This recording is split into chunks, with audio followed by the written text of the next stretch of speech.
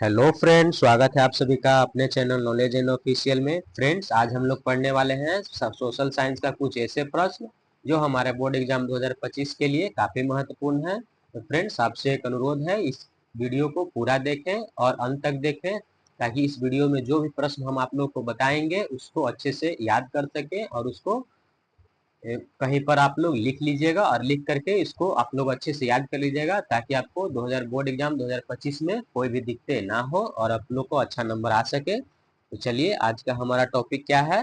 Europe में राष्ट्रवाद। Europe में राष्ट्रवाद आज का हमारा टॉपिक है, जो हमारे सोशल साइंस यानी कि सामाजिक विज्ञान का फर्स्ट चैप्टर है। इसी से कुछ रिलेटेड प्रश्न है, तो हम लोग इसको देख लेते हैं। हम लोग का पहला नंबर प्रश्न क्या कहता है? रक्त एवं लौह की नीति का आलंबन किसने किया था? रक्त एवं लौह की नीति का आलंबन किसने किया था? ए हिटलर ने, बी विलियम प्रथम ने, सी बिस्मार्क ने, डी मेजनी ने। तो वन का राइट आंसर हो जाएगा सी, बिस्मार्क ने किया था। इसको आप लोगों को फिर से पढ़ के बता देते हैं। रक्त एवं लौह की नीति का आलंबन किसने किया था? हम लोग का पहला प्रश्न है, रक्त एवं लौह नीति का आलंबन किसने किया था? ए हिटलर ने, बी विलियम प्रथम ने, सी बिस्मार्क ने, डी मेजनी ने। तो वन का राइट आंसर क्या हो जाएगा? सी, बिस्मार्क ने किया था। आप लोग इसको अच्छे से याद रखिएगा। चलिए हम लोग सेकंड नंबर प्रश्न की ओर बढ़ते हैं। सेकंड नंबर प्रश्न क्या कहता है? सेकंड नंबर प्रश्न कह रहा है, यूरोपियों के लिए किस देश का साहित्य एवं ज्ञान प्रेरणा स्रोत रहा था? ए तुर्की, B England, C Germany, D यूनान। इसका राइट आंसर हो जाएगा दो का डी, यूनान। आप लोग अच्छे से इसको याद कर लीजिएगा। चलिए आगे बढ़ते हैं अपने तीसरे नंबर प्रश्न की ओर। तीसरा नंबर प्रश्न हम लोग का क्या कहता है? फ्रैंकफर्ट की संधि कब हुई? ए 1871, बी 1870, सी 1866, डी 1864। इसका राइट आंसर हो जाएगा थर्ड का ए, 1871 में हुई थी। फ्रैंकफर्ट की संधि कब हुई थी? 1871 में हुई थी। चलिए आगे बढ़ते हैं हम लोग अपने चौथे नंबर प्रश्न की ओर। चौथा नंबर प्रश्न क्या कहता है हम लोग का? चौथा नंबर प्रश्न कह रहा है, किस युद्ध के बाद जर्मनी का एकीकरण पूरा हुआ था? ए प्रसा डेनमार्क युद्ध, बी सीडान का युद्ध, सी सेडाओ का युद्ध, डी क्रीमिया का युद्ध। तो इसका राइट आंसर हो जाएगा ए, प्रसा डेनमार्क का युद्ध के बाद जर्मनी का एकीकरण पूरा हो गया था। चलिए आगे बढ़ते हैं पांचवें नंबर प्रश्न की ओर। पांचवा नंबर प्रश्न हम लोग का क्या कह रहा है?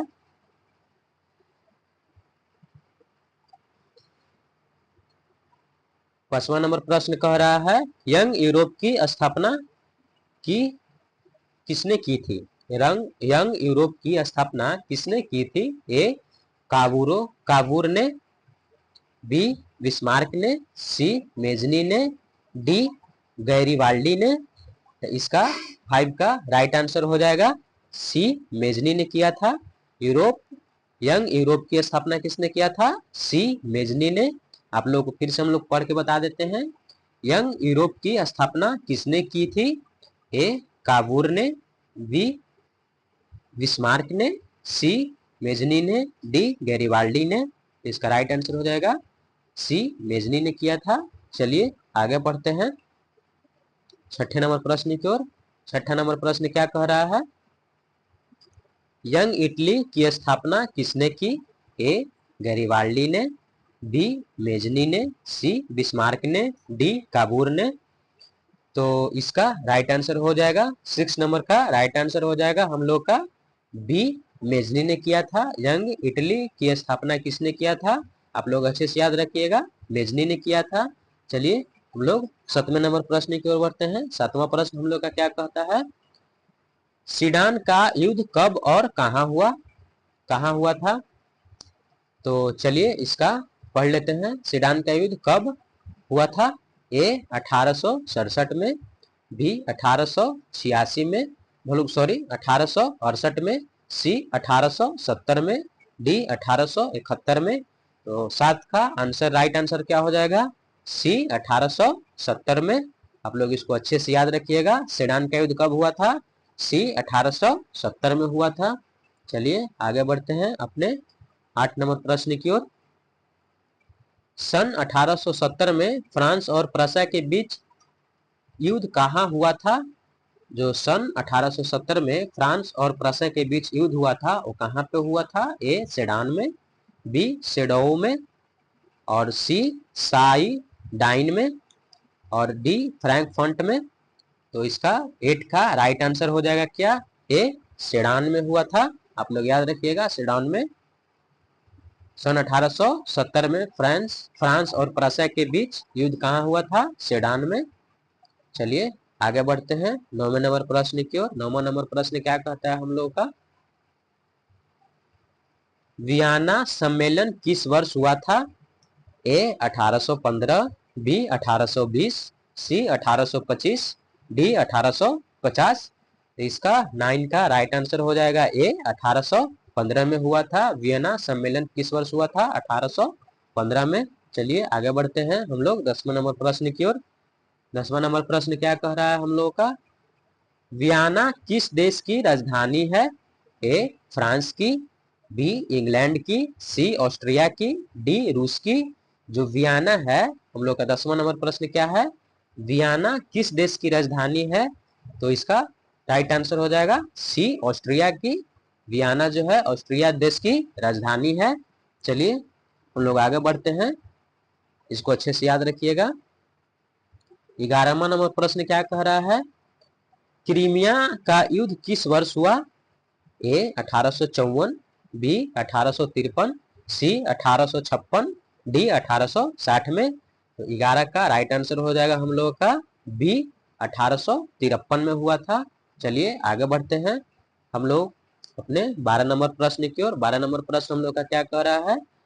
राष्ट्रवाद की अवधारणा का जन्म किस घटना से मानना जाता है? तो राष्ट्रवाद की अवधारणा का जन्म किस घटना से माना जाता है? ए पुनर्जागरण, बी धर्म सुधार आंदोलन, सी गौरवपूर्व क्रांति, डी फ्रांस की क्रांति। 12 का राइट आंसर हम लोग का क्या हो जाएगा? डी फ्रांस की क्रांति से मानी जाती है। चलिए आगे बढ़ते हैं हम लोग 13 नंबर प्रश्न की ओर। 13 नंबर प्रश्न क्या कह रहा है? नेपोलियन साहित्य किस वर्ष लागू की गई? ए 1789, 79, बोलो 1789 में, 1789 ईस्वी में, बी 1791 में, सी 1801 में, डी 1804 में। तो नेपोलियन साहित्य किस वर्ष लागू की गई? तो इसका राइट आंसर हो जाएगा 13 का राइट आंसर क्या हो जाएगा? डी 1804 ईस्वी में। सॉरी आपको थोड़ा सा वेट करना पड़ा क्योंकि हम लोग का माइक थोड़ा सा डिस्टरबेंस हो गया था, अच्छे से काम नहीं कर रहा था। चलिए आगे बढ़ते हैं। 14 नंबर क्वेश्चन क्या कह रहा है? वियना सम्मेलन कांग्रेस का अध्यक्ष कौन था? वियना सम्मेलन का अध्यक्ष कौन था? तो A Napoleon Bonaparte, B Louis 18वां, सी चार्ल्स एल्बर्ट, और डी मेटरनिक। तो इसका राइट आंसर क्या हो जाएगा? 14 का राइट आंसर डी मेटरनिक था। वियना सम्मेलन का मुख्य अध्यक्ष कौन था? मेटरनिक था। आप लोग को याद रखना पड़ेगा, अच्छे से इसको याद कर लीजिएगा। चलिए अपने 15 नंबर प्रश्न की ओर बढ़ते हैं। 15 नंबर प्रश्न क्या कह रहा है? मेटरनिक व्यवस्था का उद्देश्य क्या था? 15 नंबर प्रश्न क्या पूछ रहा है? मेटरनिक व्यवस्था का उद्देश्य क्या था? ए गणतंत्र की स्थापना, बी प्रजातंत्र की स्थापना, सी पुरातन व्यवस्था की पुनर्स्थापना करना, डी नेपोलियन की पुनर्स्थापना करना। तो 15 का हम लोग का राइट आंसर हो जाएगा सी पुरातन व्यवस्था की पुनर्स्थापना करना।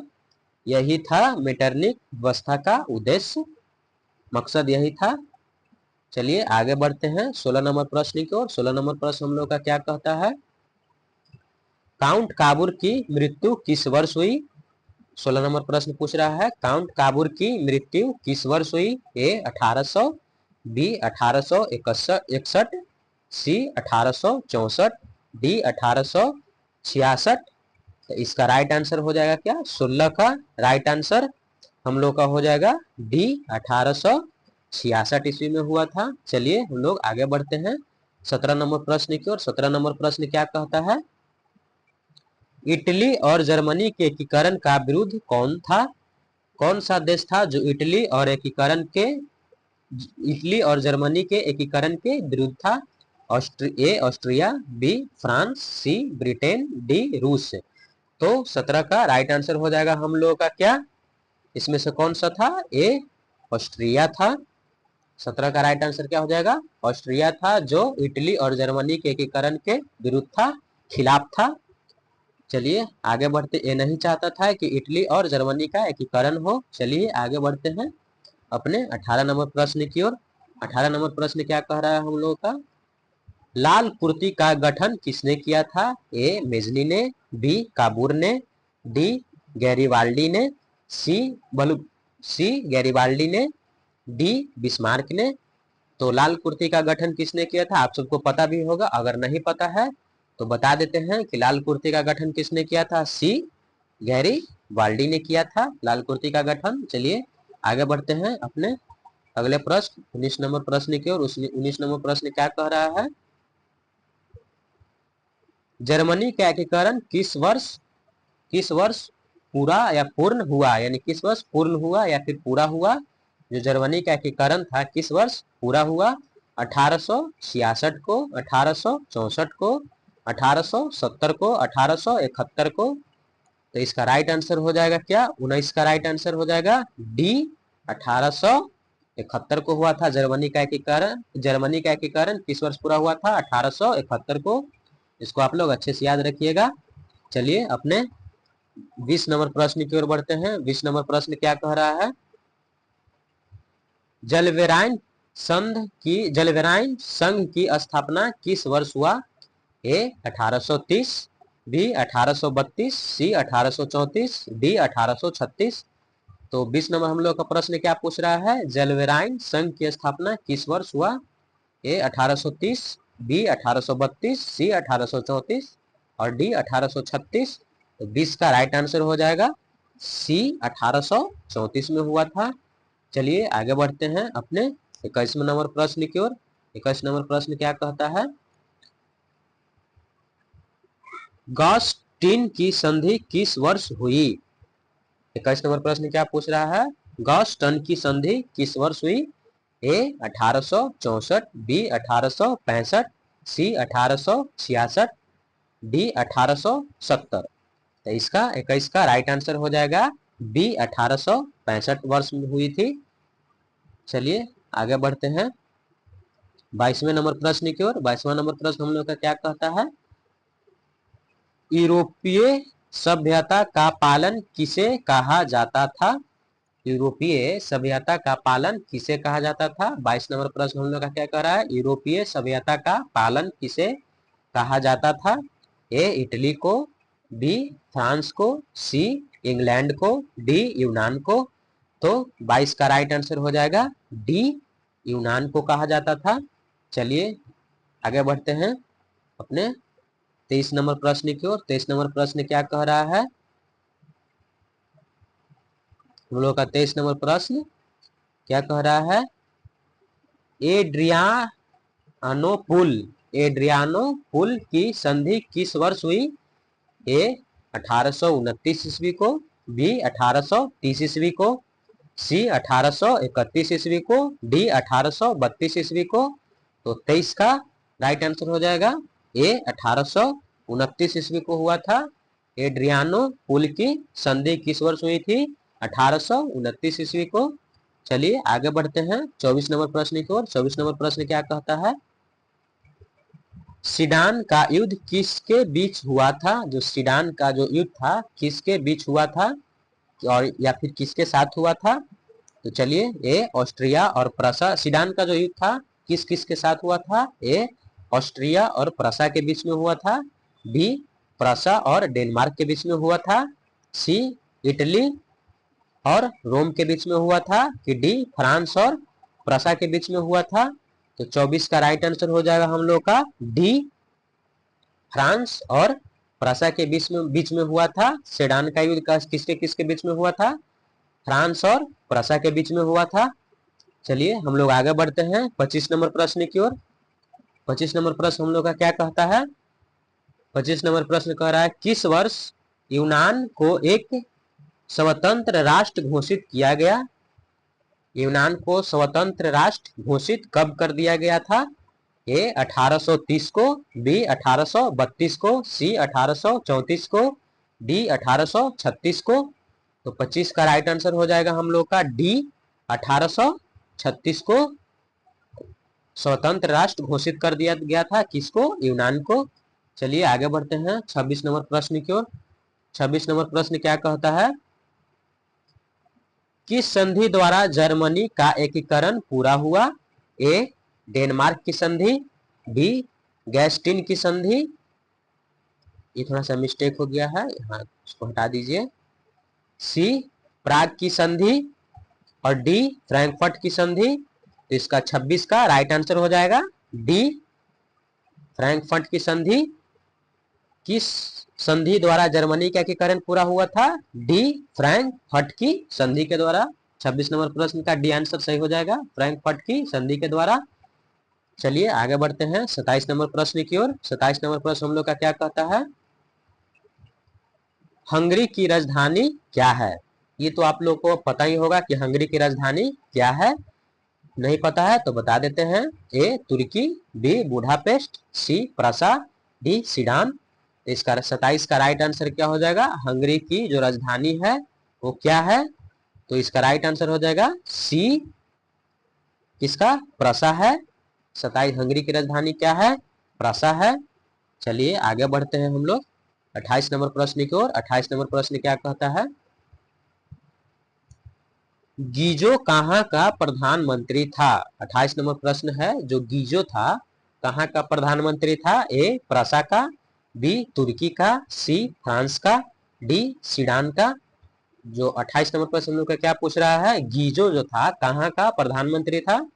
ए प्रसा का, बी तुर्की का, सी फ्रांस का, डी सीडान का।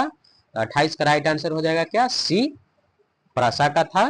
जो गीजो था कहाँ का प्रधानमंत्री था? प्रसा का। ऐसे भी पूछ सकता है कि प्रसा का प्रधानमंत्री कौन था? तो गीजो था, आपको याद रखना है।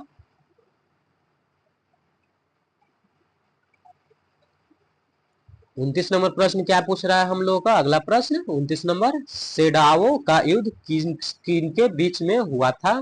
जो सेडाओ का युद्ध था वो किसके बीच में हुआ था? ए ऑस्ट्रिया और सीडान का, बी ऑस्ट्रिया और प्रसा का, सी ऑस्ट्रिया और सीडान और प्रसा, डी तुर्की और मिस्र का। तो इसका राइट आंसर हो जाएगा क्या? 29 का राइट आंसर बी ऑस्ट्रिया और प्रसा के बीच में हुआ था। सेडाओ का युद्ध किसके किसके बीच में हुआ था? ऑस्ट्रिया और प्रसा के बीच में। चलिए आगे बढ़ते हैं अपने अगले नंबर 30वां नंबर प्रश्न की ओर। 30वां नंबर प्रश्न क्या कहता है हम लोगों का?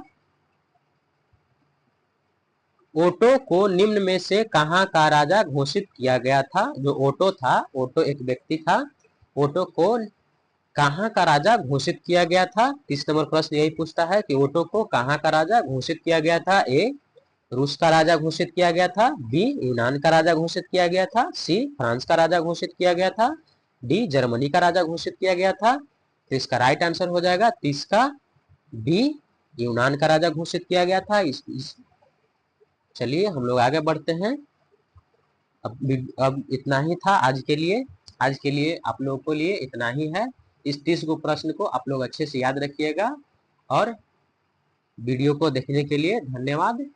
इस 30 प्रश्न में से आपको काफी सारे बोर्ड एग्जाम 2025 में क्वेश्चन देखने को मिलेंगे, तो इसको अच्छे से याद कर लीजिएगा और इसको बार बार देख करके इसको अच्छे से अपने नोटबुक में कहीं पर नोट करके रखिएगा और इसको अच्छे से बार बार देख करके या फिर कहीं पर अपने जहाँ पढ़ते हैं वहाँ पे चिपका लीजिएगा, वहाँ पे चिपका करके इसको अच्छे से याद कर लीजिएगा, ताकि 2025 में आपको इससे जो भी क्वेश्चन आए उसको आप लोग अच्छे से बना पाए। चलिए जय हिंद जय भारत। आगे आपके लिए और वीडियो लाते रहेंगे। वीडियो को लाइक करिएगा, शेयर करिएगा और सब्सक्राइब करिएगा हमारे चैनल को, ताकि आपको जो भी वीडियो हम डालें वो आप तक जरूर पहुंच सके। धन्यवाद।